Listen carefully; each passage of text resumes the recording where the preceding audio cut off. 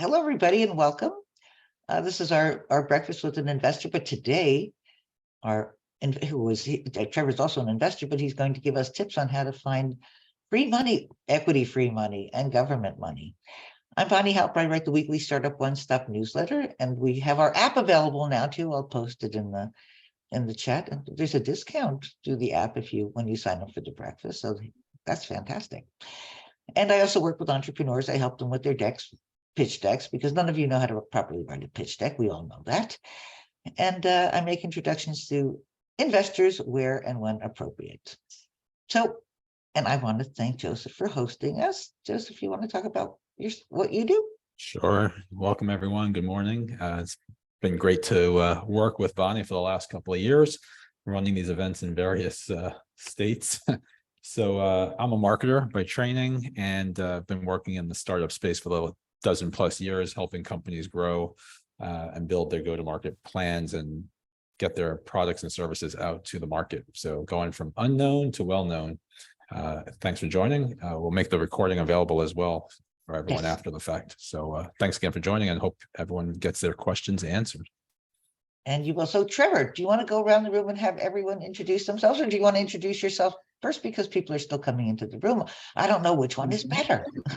I think do the round robin and then save me for last in case we get a few more to join, so it adds context to the conversation. So I know we had Sam did his intro. Maybe we can, I don't know, I can call him out from my view, which would be Alexandra would be next on my view. Hi, everyone. Thanks for having me. It's nice to meet you. I'm in New York, and I founded Hum. It's a community and subscription app that offers healthier dating experiences online through coaching, guided dates, and group dates. And I'm just here to learn and network and connect with new people. Well, welcome. Thanks. Yeah, sounds interesting. Terrence, I think I've got you next on my list. Sure. So I'm a product leader and entrepreneur. I'm actually here for a company I advise called Cool Nerd Connect, which is an ed tech company focused on career awareness for high school students, and especially those in low-income communities. So therefore, much more diversity. And I'm going to be helping them try to get some grant money for their efforts. Awesome. You're talking to we have the right person in the room. Great. Then I have Tom. Hi, Tom Koch. I am a data scientist. I did academic research, then I co-founded the company that was acquired last year, and now I am looking to learn more about starting another product. Then Michael. I'm a military historian, and I am creating an immersive gaming and multimedia experience. Okay, and then David. I am a educator in Baltimore, just finished MVP for a math education tool. Very much interested in the grant environment. Okay, then I believe we have Lucretia. Hi, I'm Lucretia Shri, go by Shri, and I am a business operations consultant. I work with a couple of Fortune 500 companies, as well as a media tech company. I am starting a ESG platform based on just resources and analysis tools. And I'm really interested in looking at grants and funding as well. Great. And then Sarah. Hi, I'm Sarah Tanner. I'm in Brooklyn, New York, and I have a fashion line, boutique fashion line. I design and produce here clothing and accessories that have reflective materials. So they're safety and fashion merged. And I've been doing it for a while, and I'm kind of thinking about refocusing or restructuring, I really cater to the active mobility space, which is actually my passion as well, promoting cycling and other active mobility.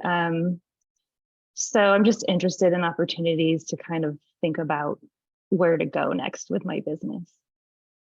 And I sell a lot online right now, mostly. I think there's a lot of opportunity in the active mobility space to either expand what I'm doing or bring in other entities. And I'm also a cycling activist. Not professionally, but I'm involved with like transportation alternatives. And so I want to get more involved with that. I don't know how that relates to the business angle exactly, but. Well, it ties into where there could be public funding for various projects. Yeah, So. and also, sorry, one more thing. Yeah. I've also, because as a woman-owned business, it's a very small business, is actually I'm a solopreneur, but I know there are opportunities, as you're maybe suggesting, in the public sphere in terms of safety wear, which I haven't really gone into kind of workwear, but I know that cities do buy a lot of that, and I have a real like sustainable fashion element to my line, so I'm kind of interested in the possibility of like a sustainable workwear line that could perhaps interest municipalities, and safety vests and like the real like workwear. Yeah. From with creating them sustainably rather than with virgin materials.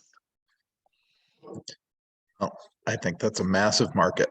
That is one of those markets that a lot of people don't think on a daily basis. So maybe I can throw some insights out there as suggestions as we go through the next hour and 15 minutes. But I'll do a quick intro of myself. I guess I'll tell a quick story, is that I can remember one of the first breakfasts many moons ago.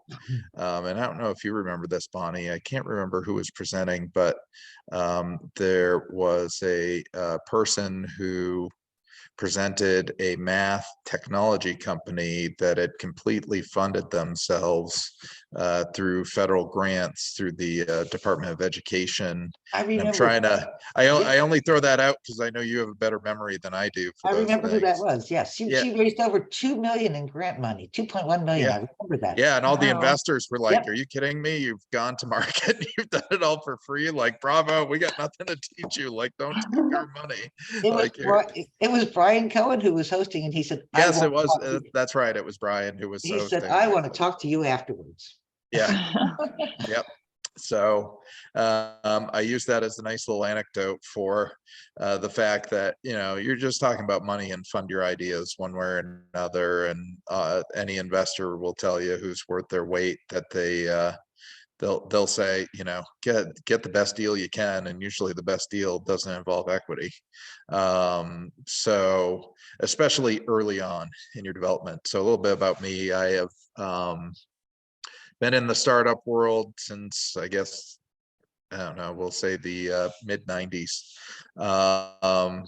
dealing with just technology startups, all sorts of different funding models. And I have personally started a few companies that I experimented with almost every funding model available, from federal subsidized loans through like the Small Business Administration, so your typical SBA loans, to grant funds, to venture capital, family offices, angel, had experience across the gamut. And so the past, I don't know, I want to say 6 or 7 years, I've been more focused on advising startups. I built a rural accelerator incubator program to really take companies in non-traditional geographic locations, as well as underserved traditionally, and help them get funding and get business support to hopefully, test the viability of their ideas and ideally launch into market and get funding.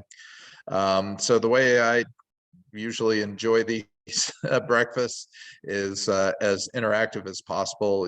Feel free to ask any questions. I'll do just kind of a brief overview of, based on what I've heard from everyone here, of some of the things that I would be eyeing. Because I know we're mainly focused on non-equity bearing type funding opportunities, but I think there's also a conversation to be had around what is called good money, good versus bad money. That's always Yeah. So, good money obviously allows you to do what you want to do and gives you the most control, and ideally helps you with your guidance or whatever you need to get accomplished. Bad money, sucks energy out of you and takes really difficult terms and puts you in a position where, especially early on in any of your organizations, if you get bad money, you're pretty much handicapping your idea for life. And it's really hard when you're launching and you've got an idea and you have all this stuff going on to be laser focused and confident enough to say, I'm not going to take money if it's offered to me, or I'm really going to be strategic about the type of funding I accept or research in order to fund my idea, as well as everyone probably realizes at this point with the public financial markets right now. Cost effectiveness is coming back into play, as opposed to, just the money train where you can throw money at things and understand that you can build a bigger margin of error and loss into the equation. So I think that is changing the landscape of what type of diligence you do with regards to the type of money you take in to help your idea. So I like to just start off with that part and then jump into the other fact that there's more money out there publicly that's being funneled from the federal government down through a variety of different entities than there has ever been in the history of mankind. Like, just the way it is right now. There's so much money out there, as well as there's a ton of private investment money and the proverbial dry gunpowder that's sitting on the sidelines waiting for things to invest in because everything's shaking out right now. So I set that as a tone for having started companies during various declines in the general economics of the country and the world. It can be a really good time to get your idea up and running and funded if it is a good idea, because there's actually probably more funding sources than there would be in good times when everyone's out chasing money. Yeah. So it's not like the money has really changed or left the building. The money's still there. It's a matter of just how you seek it and get yourself favorable terms for your projects. Getting into kind of just where to look. I think that's everyone's challenge. I know dealing with entrepreneurs, they're always like, I need money to make this happen. Usually that's not the first thing they need to actually make their idea viable or investable. But I would say that, look to your close networks first. And I'm not talking about friends and family because we're looking at an equity around. I'm saying really assess your network and find out where they're connected or who they're connected to. That might be tied to some of the typical organizations that do non-equity based funding. So that could be your university contacts, which are a huge source of potential funding, especially more and more when it comes to finding someone that might become a part of your team or someone you can partner with, because university networks immediately qualify you for access to certain funding when it comes to federal government programs. If you're doing, which doesn't sound like anyone here, but I just throw it out as an example. If you're ever doing anything in medical technology or scientific research, there's a program called I-Corps that tends to be run through a bunch of universities where it has training and business development involved with it, as well as go-to-market and funding strategies. So that's something to look at. And I'll just say, I can distribute some information after the fact through Bonnie and Joseph, but in general, I'm just going to throw out a bunch of names and acronyms at you that are worth doing your research and diligence on. And you can always track me down through them. If there's anything specific, I can answer easily for you. But I would say, so the academic world, right? It's becoming much more sophisticated. It has access to a lot of monies, as well as alumni networks. I know one of the most active venture capital investors in the country has been the alumni venture networks, which I think are out of Boston near you, Sam, but they're pretty much everywhere. And believe it or not, I say go to those places because money is usually diversified.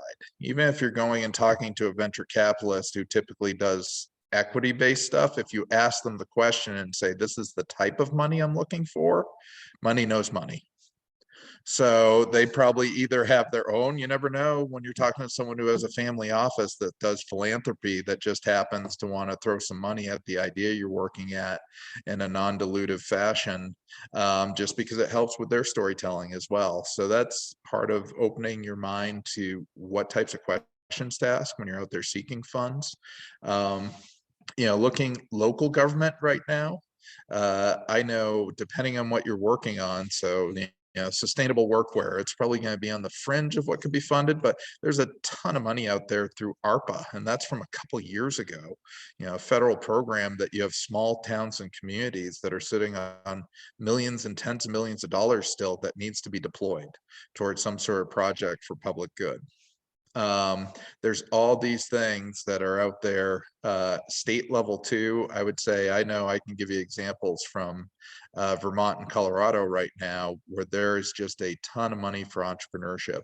And a lot of it's grant based, and a lot of it pulls you into non-equity driven business development programs, which is fine because they're not usually a heavy lift. And frankly, they're great networking opportunities where you can get involved and they'll throw 25 to 50K at you in a heartbeat, which is a lot when you're early stage and you're trying to test out an idea and figure out inflection points for different sources of funding. The big ones you get into is if you're doing more technical research through federal agencies, is to look through SBIR, which is Small Business Innovation Research funding. Incredible source.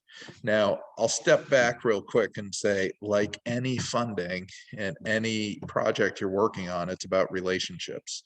So you need to find out who are the people who align with the types of work you're doing and meet them.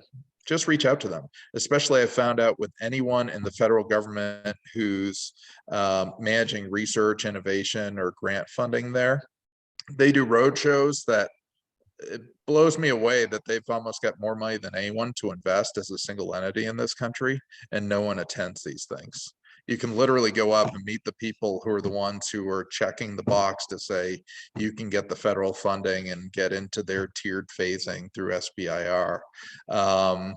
It's great, and especially so I'll go back and I'm not picking on you, Sarah. I just think yours is an interesting example of something that's kind of where would you find funding for, like, reflective workwear that's eco-friendly or sustainable.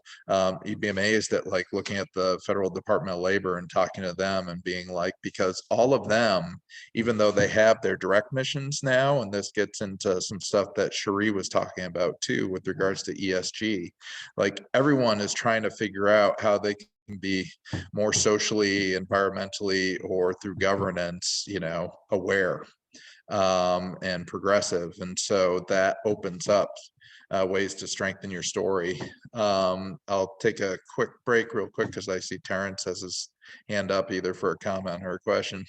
Yeah, I had a quick question, Trevor. So with the SBIR grants, of course, they'll put out an RFP, but they're very precise with that. And it doesn't always, your company doesn't always match. So it sounds like finding the person is the right way to go, because then you can, is there some resources or best ways to find, like for ed tech and what we're trying to do with increasing diversity and really addressing those that don't have the career awareness in certain communities? Do you think, is there ways I can find, what's the best way to find the right person? Believe it or not, the federal government makes it relatively easy when you know where to go. So they have their website, each of the agencies, where they publish whatever research they're seeking. But to your point, the only reason those RFPs come out is typically because the decision is 99% made before it's released. And it's because they've been working with someone on an innovation that the government has an interest in funding, because they can argue that it has whatever social or societal impact. So yeah, definitely go meet them. I'll have to pull it up because I'm spacing off the top of my head. It was one of the things I was trying to look up, and then internet issues before I jumped on. So happy to get the links to those sites But I would also say, just in general, they did them up until COVID, and then I think they're starting them up again, but they'll do road shows, and usually they'll go to a university in a region, and their road shows were awesome. Like, they literally brought the lead decision makers from all of these different federal agencies to the road shows, and you're talking to them, and they just hand you their card and they say, "Call me." And they will pick up the phone on like first ring. It's pretty amazing, just because it's the scarcity argument, right? No one goes to them because everyone thinks the government's this huge bureaucratically. I mean, don't get me wrong, it is on some levels, but with regards to this, they do a really good job of being responsive and helpful. And to that note, Terrence, especially for your stuff, state departments of ed right now are all over stuff because they're getting more into, because of the dearth of workforce. I can speak specifically from being in northern New England, where you've got an aging population, and they're trying to figure out, like, you have all these trades based businesses and needs that aren't being filled, and so they're pouring a ton of money into skills-based learning, not just your traditional academic models. So depending on the specificity of your solution, there could be a lot of money there too. And I can talk from personal experience being involved in community foundations that are also great sources for funds, that if you just look up in whatever state you're in, community foundations or family offices, you'll probably come up with a pretty good list. There are definitely national groups of community foundations, but I know I'll use the Vermont example, even though it happens in Colorado too, that usually you have a big larger foundation that helps to be the clearinghouse for all these smaller foundations. Like, I am on a board of a small community foundation that has a couple $100,000 in its account, but will throw 5 to 10K at you for nothing for a project that they can see makes impact in their community. So sometimes the path of least resistance is pulling 5 or 10 of those groups together, which helps you with building your viability of your idea, because you have proof of concept, or you have small funding amounts that tie you into, once again, networks of people who are incredibly well connected and can help you with sourcing additional funds.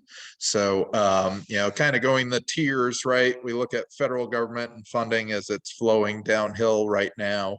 I say that only because I think we're in unprecedented times that we're never going to see again, with the amount of checks that have been written over the past 4 years. And then you get to your state level, at federal, getting into the agency level, like I said, and looking at what are they doing for innovation, who are the people running those programs, or the federal funding opportunities there. Then you get into your state level, I think, and you start looking at similar entities at the state level who have a lot of money now to invest in innovation or invest in something that you could tag on to with projects. The nice thing about public is sometimes it can be hard to find, but more states are becoming digitally savvy, and their websites are improving for searchability of trying to find who to talk to.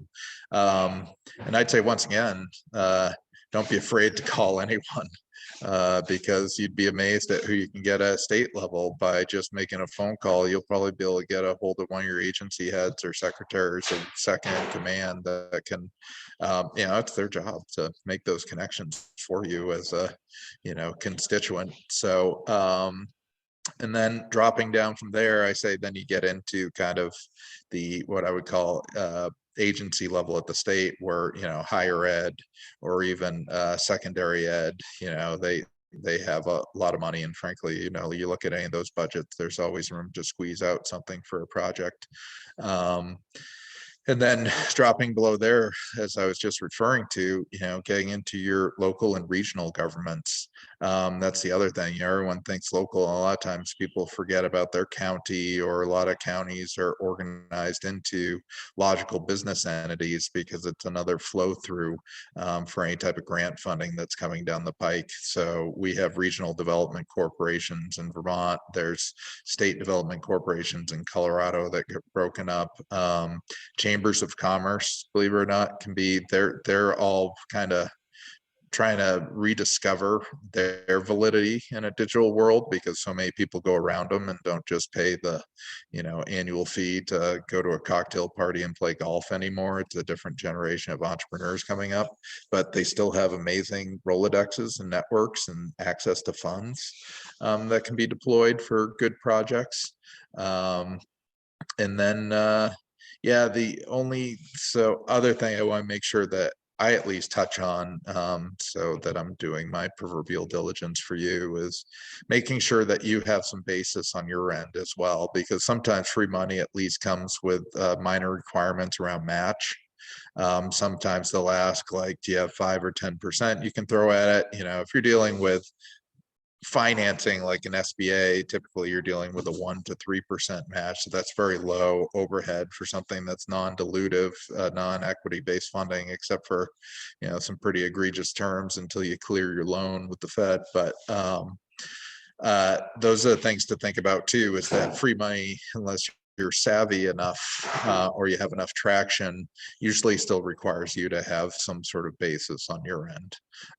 So just make sure, and I think, as everyone knows, strategically it strengthens your story. Anytime you have your own stuff you're bringing to the table, not just, plenty of ideas out there, but ideas with people who are committed with capital, it usually puts you up a notch in the list of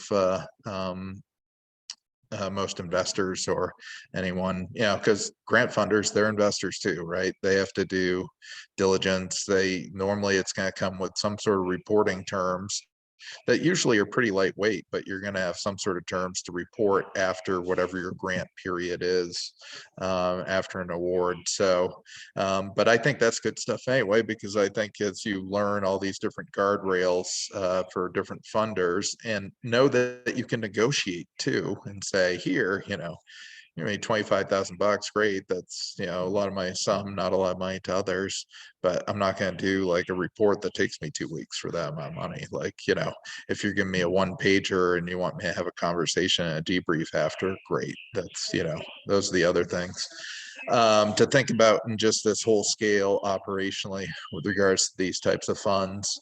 Another thing that's interesting to look at that I was pretty heavily involved with for the past 4 years is there's what's called the Build to Scale Challenge that is growing. I know a lot of people involved in that program.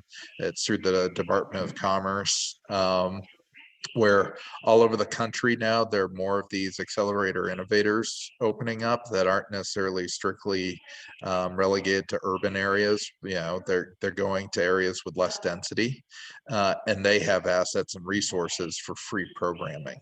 So I say look that up, because I think there's probably a list of 80 to 100 communities around the country right now that have some sort of funding they've gotten through the Build to Scale Challenge, which throws money at these different communities to help support nascent businesses and startups. And then as a part of that, they have the Venture Challenge, which is federally funded now to get more sophistication in the private funding flows to those organizations or those regions that don't traditionally have the same amount of savvy when it comes to accessing money for people's ventures.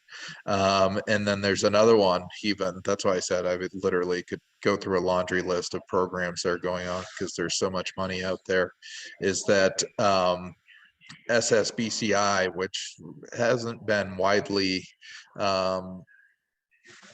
advertised, I guess I'll say, but I know a bunch of new venture capital funds that started up or got their start because there was federal funding that literally was giving money to help get funds up and running, especially dealing with, getting out of the traditional lanes of funding that have happened over the past decades and starting it open up to more diverse audiences across the spectrum. So anyway, I just rapid fired at you for quite a bit. So I'll take a breath and see if we can dive into specific details for people. And Joseph has his hand up, so we'll let him drive it. We also have 2 people who came late, and I wanted to give them a chance to introduce themselves.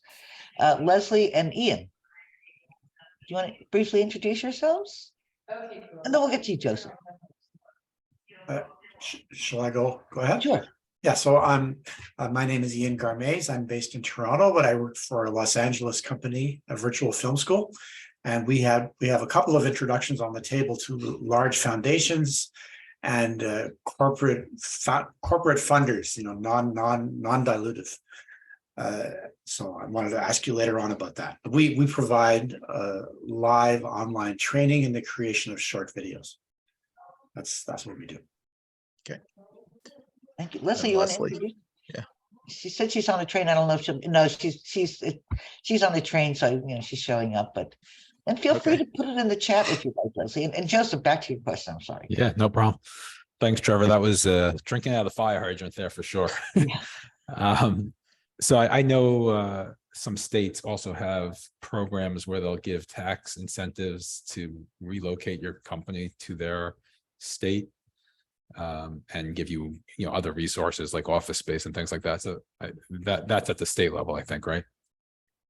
Yeah, well, it can be depending on what the program is, and depending on what the state infrastructure is. So I know there are some programs federally, when you're getting into like opportunity zones, which cover both traditionally, and I'm throwing this stuff out here, knowing also from a fire hose perspective that this is being recorded, so we won't be able to come back to it. But yeah, so when you're getting to tax incentives tend to be a little trickier. I'd say it's a little harder if you're an early stage company to navigate the complexity of that. But when you get into opportunity zone stuff, so there's now federally, there's a tax benefit for investors to reinvest their money quickly from previous exits into these opportunity zones that are considered underserved areas. So it was mainly driven towards real estate investment, but over the past couple of years, it's become more sophisticated because it can also be used as a lever for organizations to invest in companies that are located in underserved areas or qualify as opportunity zones. There's, a couple different qualifications in order to qualify for that. Usually that is still equity-based funding on that end. Sometimes it's not, but it usually comes with better terms, just because of the incentives that have already been given to the investors who are investing in those types of funds. But there's, you can get into, depending on what your idea is and where your opportunities are, it's whether it's from an investment or a market opportunity to sell your wares or goods, tax incremental financing districts, getting into historic tax credits. Like if you see people going after large sums of money under those programs are pretty flexible with regards to where those monies get spent within their projects. So that's more of an opportunity to sell your things as opposed to get someone to invest. So then you can go figure out how to sell your things.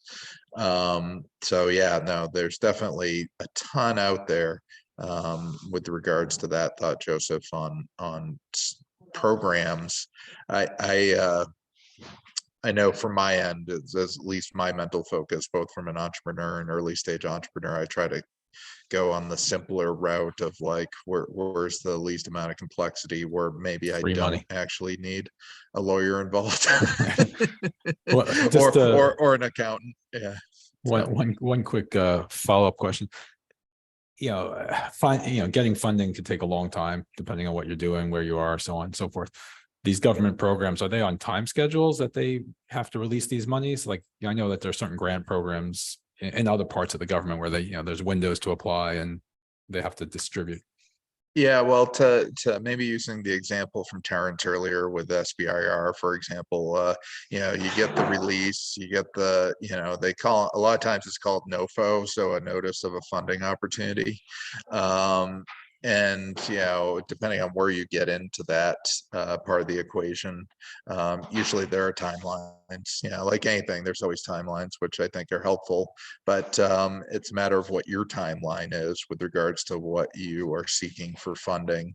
I look at SBIR and like I said, if you get in a year and a half before a funding cycle, and you're talking to the people who are making those decisions, that's how you get your idea incorporated into the next funding cycle, you know, where you're preceding things. I would say the same as with any research you do, you know, create your simple spreadsheet at a minimum and just say, here's the funding type, timelines, and any types of paperwork requirements and what the amounts are, so you can kind of bang out your own, you know, Gantt chart on cost benefit relative to whatever your scheduling is. But yeah, I would say the difference is sometimes you get more flexibility when you're looking at foundations, because foundations sometimes have just those rolling pots of gold that you can tap into. You know, the total funding amounts usually, you know, there's definitely a relationship between the amount of money and the amount of hoops you got to jump through and kind of timelines on deliverables. But in general, you can, you know, string together a bunch of chunks of smaller money that give you much more flexible terms. And, you know, I've turned around amounts of 5 to 25K in 48 hours with foundations I have a relationship with, you know, where I just call and I'm like, hey, we're working on this project with this school that wants to do this new, you know, STEM program for these kids. Can you throw 5K at it and we'll give you a report in 6 months? And it's usually like, yeah, great. Because, you know, once again, it's reminding yourself of what the investment is. Is it an investment for financial return? Even if it's, you know, sometimes you have those non-dilutive investments where people are like, hey, we're looking for you to pay it forward somehow. Or there's and I know Bonnie always has this in her newsletter, like the Awesome Foundation, silly stuff like that, where they throw $1,000 at you just for an idea. I mean, they get hammered, I think, with inbound from what I understand, but at the same time, you know, sometimes worth the 30 seconds of just throwing something you've already got put together. But yeah, I guess I was going to say is that there's the other thing you got to think about is anyone who's doing this from a philanthropic or benevolent or non-equity based return model, they want a story. That's what they want. They need something to turn around and share and say, hey, we invested in something that whether win or lose, we feel like it moved the needle forward for the community it's in, the world it's involved in, or whatever industry you're in. They just want to know. So getting into the ESG stuff and getting into everyone's social impact, like one of the most difficult things to measure, but usually they measure it in stories and relationships.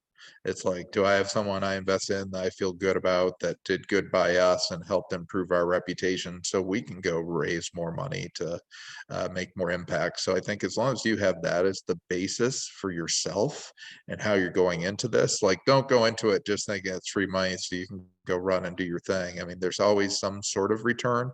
The return here is if you have good relationships with these types of entities and you get your foot in the door, they've got money. Like a lot of them, especially foundations that have, you know, incredible endowments, the money's perpetual if it's well managed. So you can keep going back to that pot for more money and depending on the increments, or work your way up the scale of impact as the trust builds. You know, like anything, get your foot in the door small, and sometimes that's where you know, establish your credibility or validity or value to get more. So yeah, I'll stop there knowing we've got about 30, 40 minutes. And I want to give yeah, go ahead, Mike. Leslie can introduce yourself. Yeah. Great, thanks so much. Hi, good morning, everybody. Sorry I'm late. This is great. No, it's all good. So I'm a therapist, and my company, I'm the founder of a company, Transformation Games. So I create board games and card decks for healing, and I have a prison reentry game in about 400 prisons, and an inclusion board game in over 1,000 colleges, on and on. I have 8 on the market now, and my new one that I'm actually really wanting funding now for is Remembrance, and it's to help people to heal grief and loss together, you know, with family, friends. So I also have a nonprofit. So I would love any advice that you have. I got wiped out by the pandemic because I was all B2B, prison schools, etc. So I got completely wiped out. So I've done a 180. I've got some virtual stuff out, and then I'm coming out with Remembrance now, where people can play with family and friends and in groups, communities. Well, just to quickly address what you said. You said the proverbial magic word for non-dilutive funding, which is nonprofit. That opens a lot more doors, as well as, but at the same time, when you're a nonprofit, I don't know if you missed this part earlier, there's still an assumption of basis normally when you're going into grants and any funding, that you're bringing some sort of equity to the table that can be matched against what they're, maybe helping you out with. It can be an 80-20 split, 90-10, sometimes 95-5. Sometimes they'll give you just 100% of the money. But I'm just saying, it opens up more doors if you bring some sort of basis to the table to seek public funding. It's always in these forums, I don't necessarily want to recommend things that are overly complex, but I've seen there's been a huge change kind of out there in the world of structuring impact and structuring how you bring your idea to market. And there's a more interesting mix now of people who are starting nonprofits because of their ESG goals or social equity goals or impact goals that are using nonprofits as the engine, because you can pay yourself quite well if you've got a great idea and build a staff and make impact with your idea. You can sell your nonprofit. I mean, you can do all the things you can do. It just has, different things you have to be aware of when you're dealing with the IRS and your, annual financial filings. But it does open you up more readily to a whole different world of funding opportunities that don't necessarily come through a private structuring. But that being said, that's where partnerships can come into play, where if you can make joint impact and you can find an organization that's working on a grant that usually, and a lot of this money coming from the federal level too, is being highly driven towards public-private partnerships, because they want to see a bigger bang for the buck from collaborative solutions and not just, single entities taking the charge and trying to capture whatever part of the market that solution represents. So, I've seen more sophisticated models where people are creating both types of entities at the same time and then figuring out what the corporate veil is to keep the entities separated, but allow you to pursue your mission in a broader fashion for whatever your idea is and tap different funding. Like I said, I say make sure you have good accountants and good lawyers if you're dipping your toes in the pond on those structures. But specifically with what you're doing, Leslie, there's so much money out there now for what I would call behavioral sciences and relationships.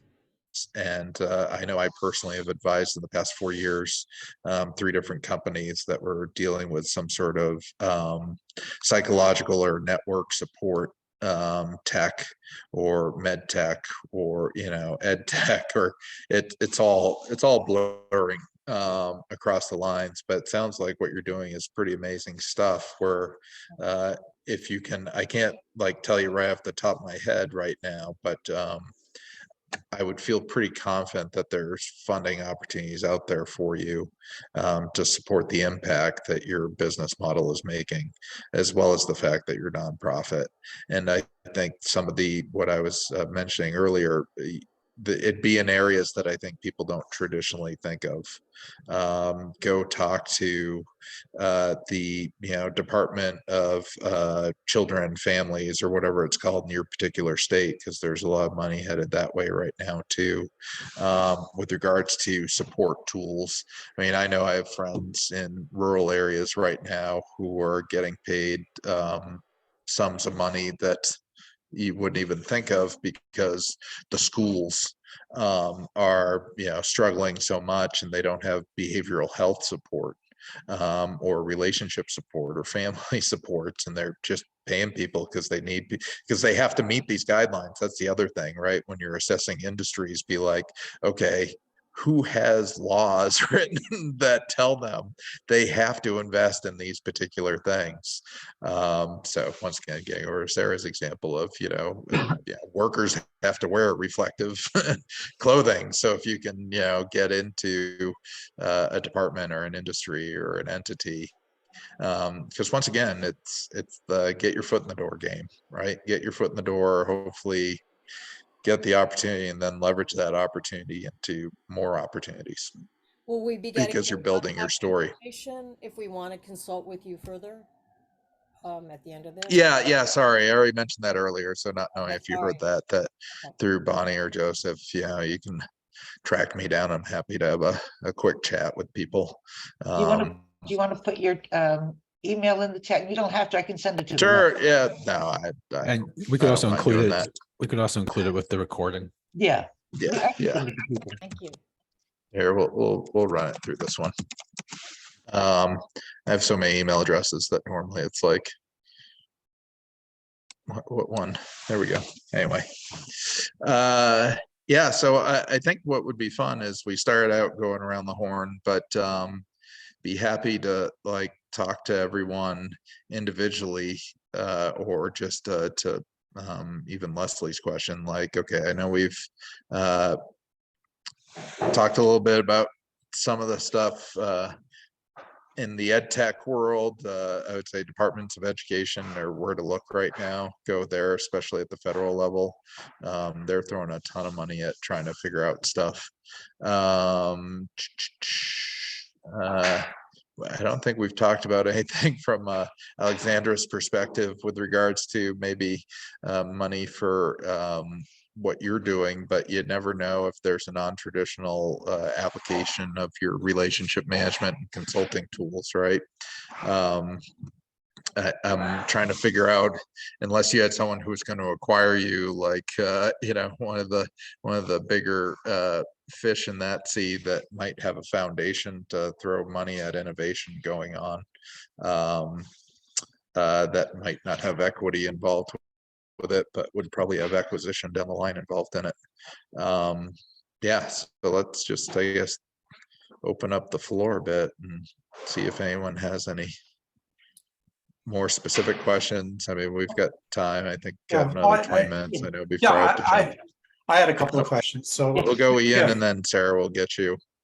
okay, it's just I mentioned two things that we have on the table, and I just wanted to make a shout out to the Startup Bright pitch meeting, which we were on last week, and we got a lot of introductions to, because they said basically we're not a VC candidate, all right, because we don't have that hockey stick potential. But so they mentioned one very, very large West Coast foundation, and I'm going to be getting a warm intro to them in the next couple of days. So you've given some general thoughts on what appeals to foundations, like the story and the relationships. Any other tips for connecting with them in a kind of a effective way? I think the thing I said up at first is use the traditional tools of LinkedIn or just your general relationships and find out who's connected to who. Right. Because it's like anything, it's usually warm entries. I've dealt with foundations all over the place, from like the Kellogg Foundation to the Walton Foundation. Right. You get out,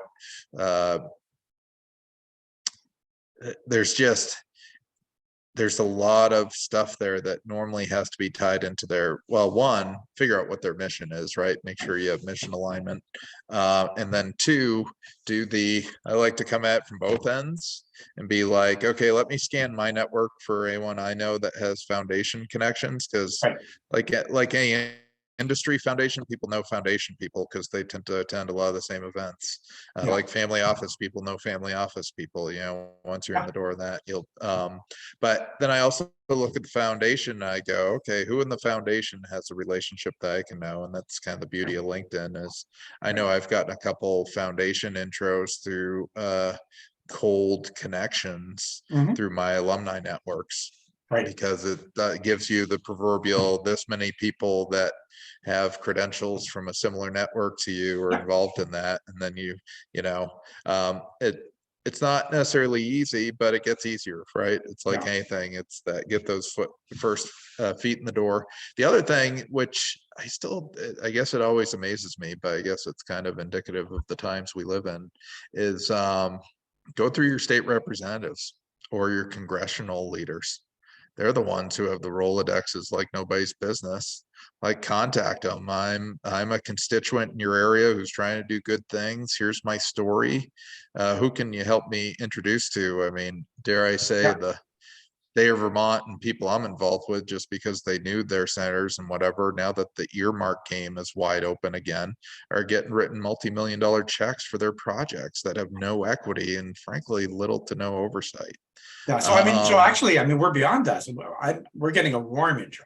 So it's all Yeah, set. no. So yeah, I so think the just question is how to close the deal. That's yeah, well, you know, that I think it's make sure your story aligns and make sure it's sales at that point, right? It's like, are the right people in the room? Like, who are you being introduced to? Make sure you understand who you're talking to first and what their actual process is. I think those are the questions that it's makes you look better in their eyes if you're asking the detail-oriented questions of, you know, what's your process? What are your expectations of what you need? What can we deliver for you? And then figuring out if that meets, once again, the good money, bad money, basic sniff test of, is this a relationship that is mutually beneficial and brings benefit and doesn't create an overburdensome deliverable. But yeah, if you're getting into the big foundations, just make sure your story can match up to the type of impact they expect. Most of them, you want to know how to close. Most of, I guess that's the beauty of the world we're in. It's a little research, like go on their sites and they usually tell the stories of everyone they've funded. And you know what I would do? Call one of them. It's like you would do with an investor. Find a company that's been invested in by that investor and call that company and talk to the CEO and be like, hey, how's your relationship? You know, what's going on, or what was the process like? You know, people love to share that information, especially if you're not using it in a malicious way. It's like, hey, we're seeking similar funding and support. You know, help us out. I would say any of that groundwork you do already is going to put you in a better position to potentially close, because it just shows that you care enough about the relationship to put the effort in. Right, great. I'll let somebody else go because I have another question, but let somebody else ask. Yeah, let's, I know Sarah was lining one up, so.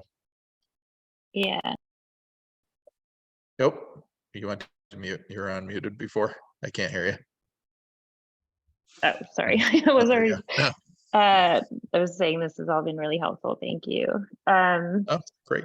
I just was curious about if you have ideas. I know I've seen in New York City, they actually have, I don't know, quotas sort of, where they're supposed to invest in like women-owned businesses, and just kind of wondering how to leverage something like that and what different opportunities or where to look if you have ideas. Yeah, well, the nice thing is it's not a lot of work for you if you're a solopreneur and you identify as a woman, right? Like you're like, hey, I qualify, just walking in the door. Yeah, it's more the matter of where to find those particular sources. And once again, I'm going to say it's research, but the one thing that has become much more sophisticated, you look at a technology example of like the technology chief, right? Which was originally designed to be a women-driven network to help lift up women's economic and employment opportunities at an executive level, right? Bringing more women into leadership. Wow, though. I mean, imagine the people you're gonna run into in that area that are, identifying as women who probably are people who are motivated and or have access to funds.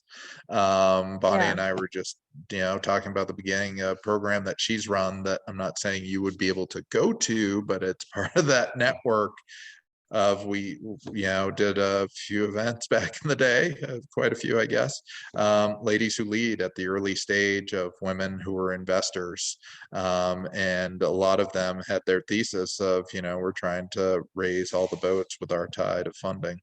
But I know if you even simple LinkedIn or just look in your area, look up ESG stuff, look up women investor networks, because it's what's much ESG? more sophisticated. Sorry, environmental, social, and governance. It's usually anyone who's dealing in that spectrum is dealing with leveling playing fields and dealing with equitable outcomes and improved access for underserved. or underserved or under-recognized challenges in society. So yeah, I would say look up that type of stuff. I say ESG only because pretty much you throw that in a search engine, you'll get buried with stuff, and then you can kind of refine with whatever other search criteria. You know, don't use Chat GPT for this stuff. I'd say do your human diligence, do a couple searches, Yeah. make a few phone calls, a few emails, and you'll get faster resolutions.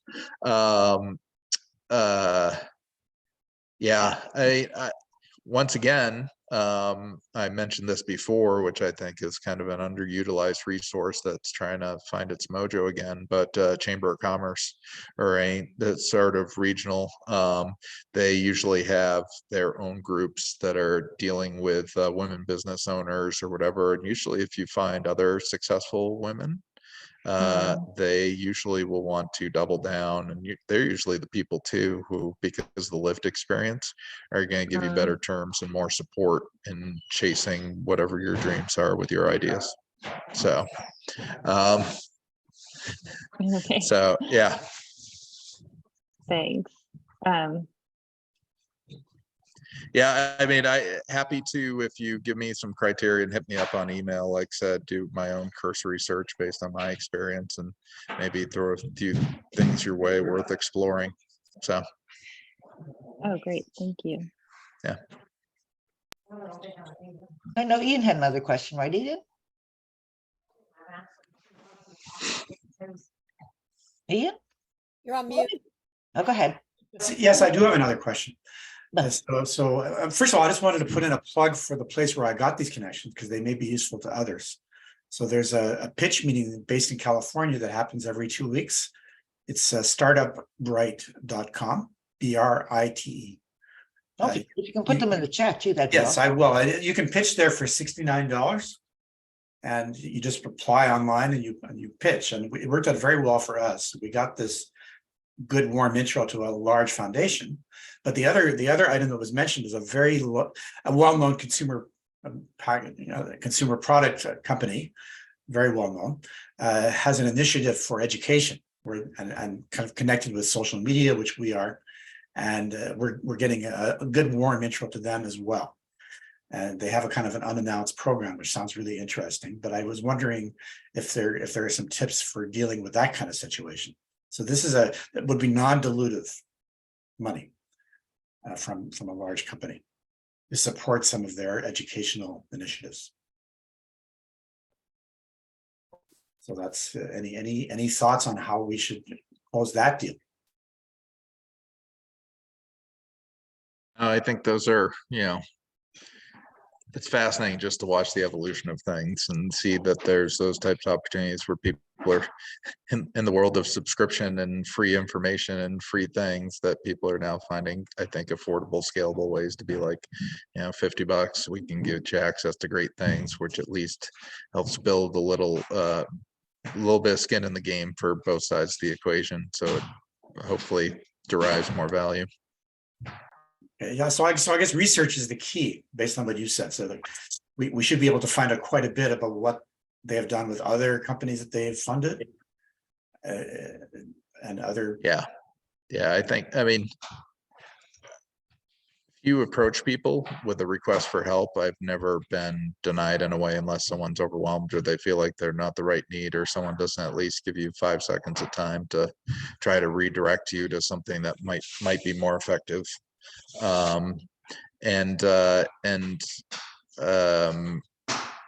Just a quick announcement for I end, because I just gave Bonnie the heads up. I might have to jump a little bit earlier than expected, and about the next, but I'll be available after, like said, email me or whatever, just because of the weather on my end. So thank you. Yeah, very helpful. So I have a quick but question. fire away. Yeah, go ahead, Leslie. So you might have already gone over this. If you did, I'll just go back and listen to the recording. Have you gone over how to approach family offices and just a little bit about that? So I've touched on it, but I don't think the approach is any different. I think it's more what your expectation is of those types of conversations, because family offices are fascinating sources of funding in the sense that, obviously there's usually some sort of equity-based driver to them to have their perpetual funding to make their impact, right? But they also tend to be tied into their own foundational funds too, where there might be non-equity or really preferable terms available. And a lot of family offices tend to go through institutional stuff. We were talking about community funds that are similar structures to family offices sometimes, where you have one uber organization that'll act as the aggregator for 30 other smallers, and depending on the size of family office and impact they're trying to make, you can have like Bezos type money all the way down to some local industrial engineer who made millions and carved off $500,000 a year to throw at things, which is still a ton of money if you get access to it. So I think it's do your research, find out where the family offices are. There's plenty of information online about that, and then try to get the warm intro. It's like a foundation. Do your research. Where do they normally invest? What types of stories do they have up there? Can you reach out to people that are on their sites? And then can you do the two-way connection of like, do you recognize anyone or any of the affiliations they have?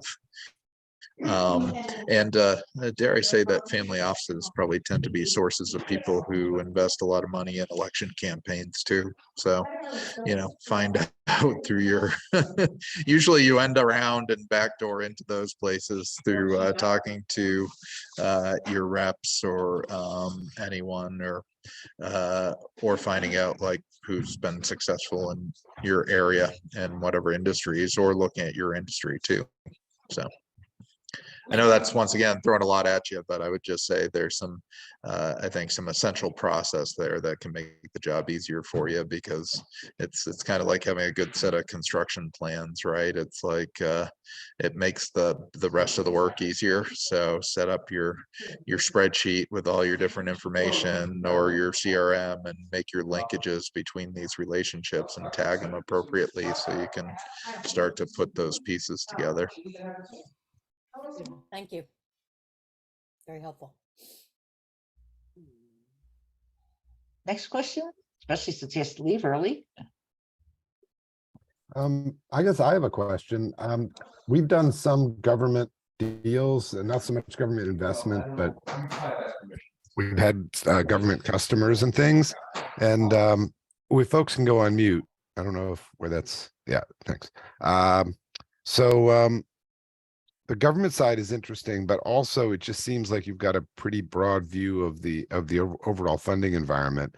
We're not a not-for-profit, but we're not a candidate for venture either, or at least we haven't been historically, because we're growing, but we're not growing at VC type rates. And we're geared much more conservatively, like, we're not built to sink or swim. It's more like we're trying to navigate and grow as fast as we can without going out of business. Do you know any funding sources that are kind of open to those kinds of deals? There's been such a herd mentality around the venture model, and since we know pretty well that we're not a fit after 2 or 3 years of trying to pitch to that world, I'm just wondering what thoughts you might have on where a company like ours could look. Yeah, I would say that I muted. I don't think I am. It's gonna be word messages. I would say that where I was talking about earlier, opportunity zone funds, which a lot of that stuff you can find online. They tend to have a longer horizon because they're usually tied into a minimum 6 to 10 years that their money has to be locked up to get the tax benefits of their investment through that type of fund.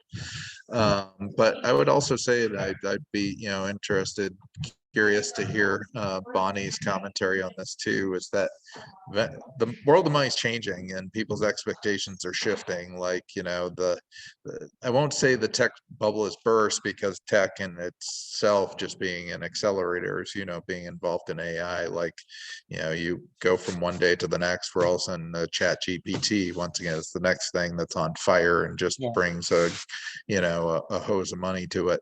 But I think there's people that are much more willing to be patient, because the amount of cash that's been generated over the past 2 decades that is still sitting on the sidelines, like, people are looking for ideas. And to your point, I've been there. I've done the grind where you're like, we're trying to figure out product market fit, or figure out opportunities, and figure out what our margins are and how we find sustainable profitability. Like, that's considered regular business model, right? Or at least it used to be, right? It's not the pour jet fuel on it and light it on fire and hope it, goes the right direction. Because there's plenty of stories that don't get advertised as much, right? About the ones where the jet fuel was poured on and they just went.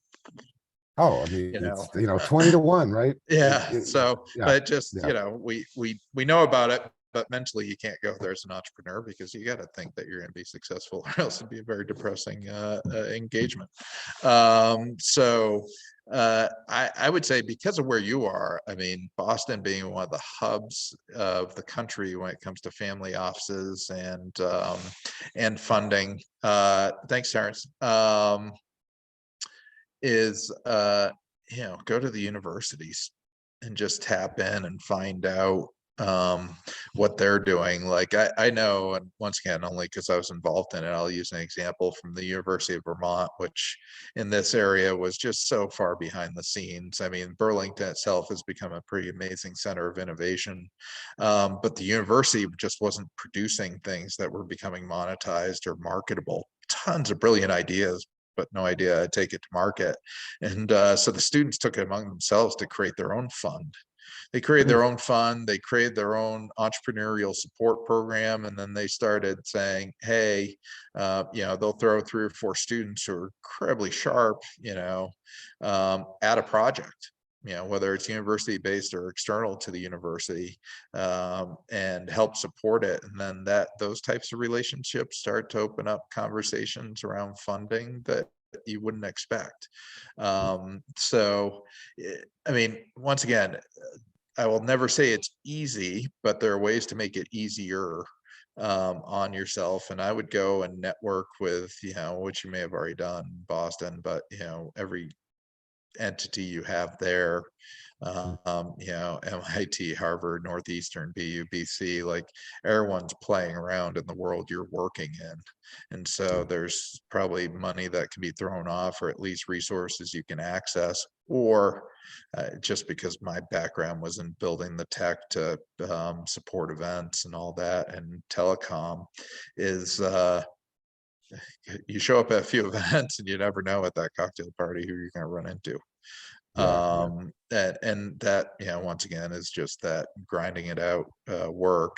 But, I feel like someone like yourself, if you're either in Boston or approximate to it, the amount of opportunity in that community, and the way the networks have opened up down there is pretty significant. And Massachusetts has always been good at manufacturing taxpayer money to throw at things with no equity.